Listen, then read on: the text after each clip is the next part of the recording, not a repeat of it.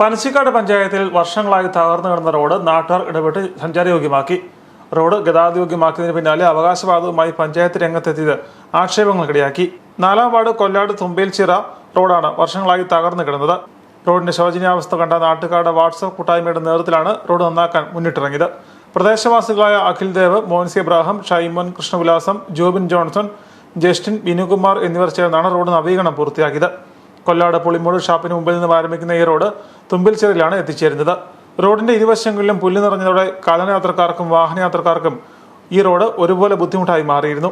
ഈ സാഹചര്യത്തിൽ പഞ്ചായത്ത് അംഗം ജയന്തി ബിജുവിനും പഞ്ചായത്ത് പ്രസിഡന്റ് ആനി മാമനും നിരവധി തവണ നിവേദനം നൽകി. എന്നാൽ ഇവരുടെ ഭാഗത്തുനിന്നും നടപടി ഉണ്ടായില്ല.